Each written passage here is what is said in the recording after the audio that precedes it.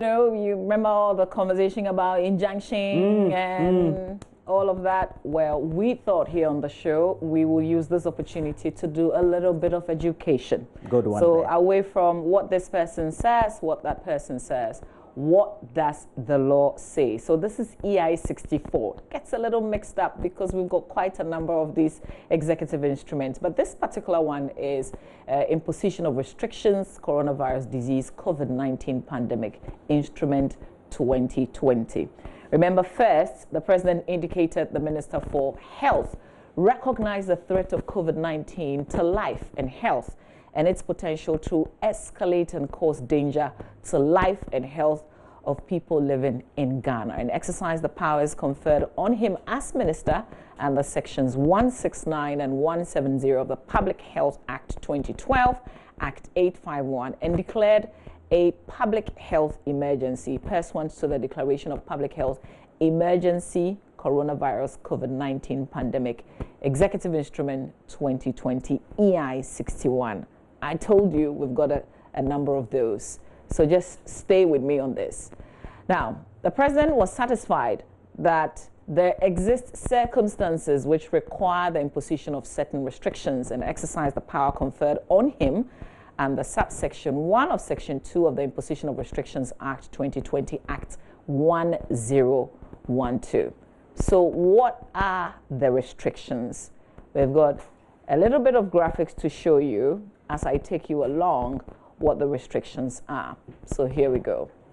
1.1 says there is imposed by this instrument restrictions on A, public gatherings, including conferences, workshops, funerals, festivals, political rallies, sporting events and sporting clubs, private parties, and other social gatherings, nightclubs, drinking spots, and event centers, religious activities in churches, mosques, shrines, and at crusades, conventions, pilgrimages, and other religious gatherings, and travel to Ghana.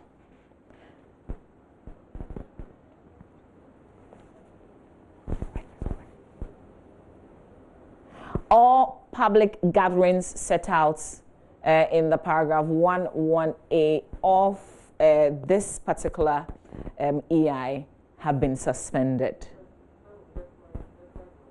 So moving on, it also says, and all this is in this executive instrument, despite what you have seen above, a private burial may be carried out with not more than 25 persons in attendance, and this is specific to private burials.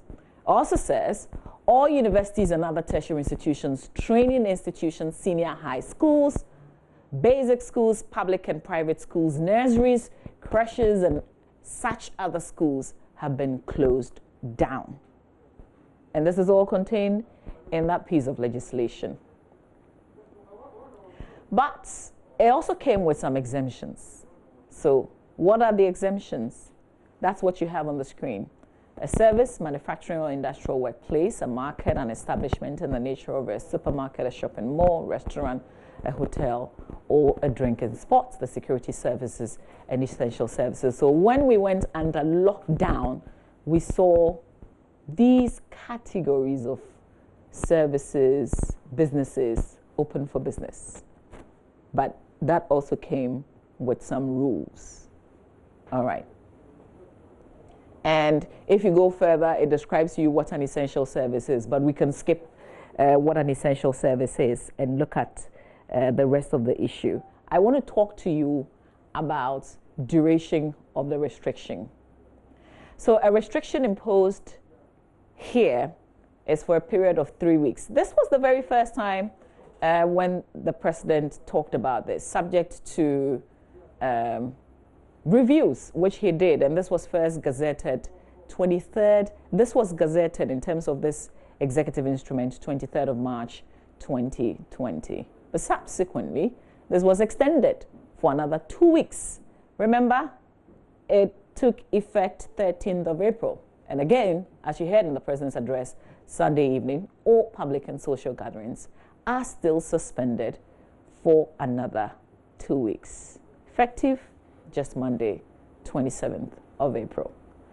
But we can't wrap up without telling you what has happened to persons who have flouted, breached this piece of legislation.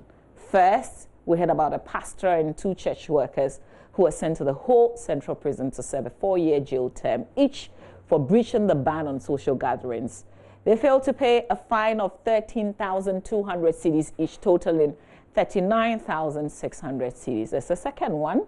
An Accra Circuit Court on Tuesday, April 21st, fined 6 persons a sum of 14,400 Ghana cedis each for violating the restrictions law after attending a party on April 18. In default, the 6 will be convicted. And they will serve a term of 5 years. So, there you have it.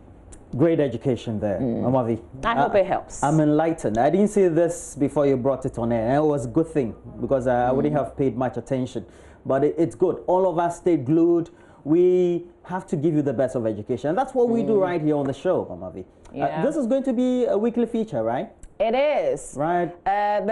So, you know, something else that I discovered. You know, we're talking about accidents, and we've told stories about people who have been involved in an accident and how they got little compensation, you know, for those accidents. I actually read a case which was decided in January, but again, I guess a lot of us missed it. This was by the Supreme Court.